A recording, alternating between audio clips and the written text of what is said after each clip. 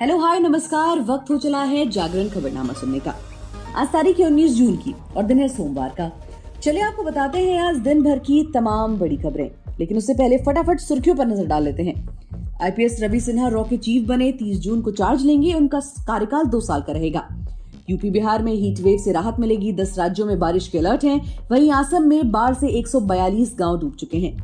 Gita press को गांधी शांति पुरस्कार देने पर विवाद खड़ा हो गया है। जयराम रमेश ने का कहना है कि गोडसे को सम्मान देने जैसा है।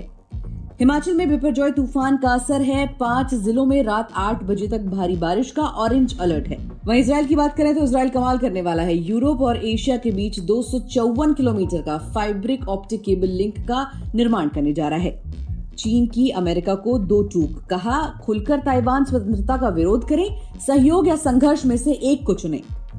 वहीं चैट जीपीटी जैसे एआई प्लेटफॉर्म पर कुछ कंपनियां रोक लगा रही हैं। उनका कहना है कि इंसानों पर हावी होने और इससे डेटा चोरी होने का खतरा भी है।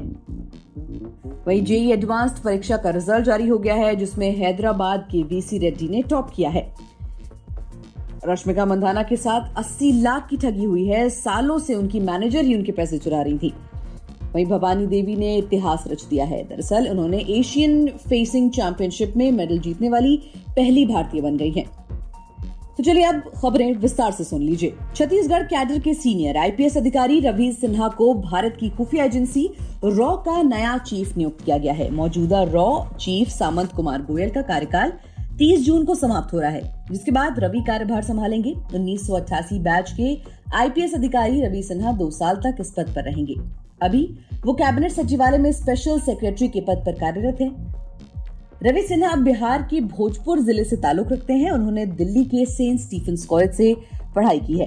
रवि ने साल 1988 में यूपीएससी की परीक्षा पास की है। उन्हें भारतीय पुलिस सेवा के अधिकारी के तौर पर मध्य प्रदेश कैडर मिला है। वहीं यूपी और बिहार समेत देश के 10 राज्यों में हीट वेव से राहत मिलने वाली है।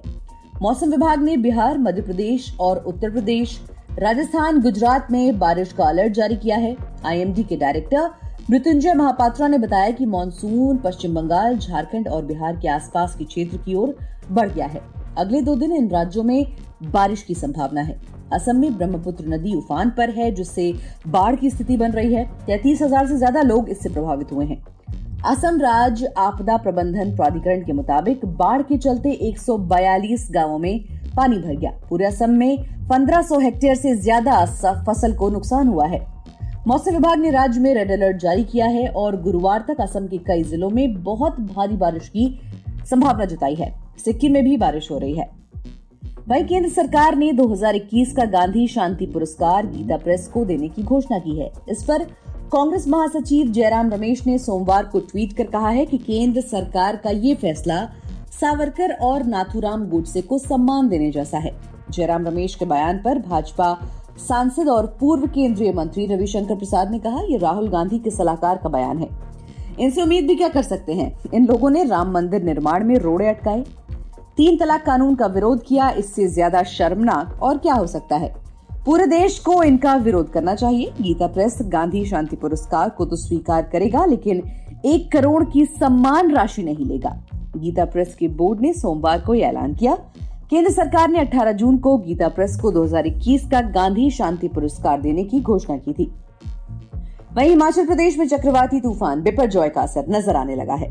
मौसम विज्ञान केंद्र शिमला के 5 जिलों सोलन, शिमला, सिरमौर, मंडी और बिलासपुर में रात 8 बजे तक बारिश का ऑरेंज अलर्ट जारी किया है। सिरमौर जिले के नाहन, पावंटा साहिब, रेणुका जी और आसपास के इलाकों में भारी से ज्यादा भारी बारिश की चेतावनी दी गई है। बीते 24 घंटे के दौरान पालमपुर में सबसे ज्यादा 57 मिलीमीटर और धर्मशाला में 44 मिलीमीटर बारिश हुई। मौसम विभाग के अनुसार प्रदेश में बिपरजॉय का असर अगले 2-3 दिन रहने वाला है। इस बीच प्रदेश में 2-3 दिन में प्री मॉनसून भी दस्तक दे सकता है। अब विदेशों की बात करें तो इजराइल ने एक बड़ी घोषणा की है। इजराइल भूमध्य और लाल सागर के बीच 254 किलोमीटर का फाइबर ऑप्टिक केबल का निर्माण करेगा, जो खाड़ी और एशिया में यूरोप और देशों के बीच एक सतत लिंक बनाएगा। इसकी जानकारी इजराइल के वित्त मंत्रालय ने रविवार को दी। न्यूज एजेंसी रॉयटर्स के अनुसार मंत्रालय ने एक बयान में कहा कि इजराइल के स्वामित्व वाला ऊर्जा समूह Europe Asia pipeline company EAPC एक तेल पाइपलाइन के मार्ग के साथ केबल का निर्माण करेगा जो उत्तरी लाल सागर और अशकलोन और इलियट में भूमध्य बंदरगाह के बीच संचालित होता है। परियोजना EAPC के मुख्य कार्यकारी इजित विलेवी ने कहा कि इजराइल को खाड़ी देशों और एशिया को यूरोप से जोड़ने वाले एक संचार पुल के रूप में स्थापित करेगा। अब चीन और अमेरिका की बात कर लेते हैं। चीन और अमेरिका के बीच कई मुद्दों को लेकर काफी लंबे समय से असहमति और टकराव की जो स्थिति है वो बनी हुई है। ऐसे में अमेरिका के विदेश मंत्री एंटनी ब्लिंकन की चीन की 2 दिवसीय यात्रा को काफी अहम माना जा रहा है। ब्लिंकन की यात्रा का सोमवार दूसरा और अंतिम दिन है, जो कि कूटनीतिक नीतियों पर वार्ता आदि के लिए काफी महत्वपूर्ण बताया जा रहा है। दोनों देशों के अलग अलग समकक्षों के बीच उच्च स्तरीय बातचीत हुई। दोनों देशों के बीच जिन मुद्दों को लेकर विवाद है उनके समाधान की दिशा में प्रयास किए जा रहे हैं। समाचार एजेंसी AFP के मुताबिक बीजिंग के शीर्ष राजनयिक ने सोमवार को अमेरिकी विदेश मंत्री एंटनी ब्लिंकन से कहा कि गंभीर रूप से तनावपूर्ण संबंधों को सुधारने के लिए उनकी यात्रा का अंतिम दिन है। चीन और संयुक्त राज्य अमेरिका को सहयोग या संघर्ष के बीच चयन करना चाहिए। वहीं ChatGPT, गूगल बार्ड जैसे आर्टिफिशियल इंटेलिजेंस चैटबॉट ने कामकाज को आसान कर दिया है।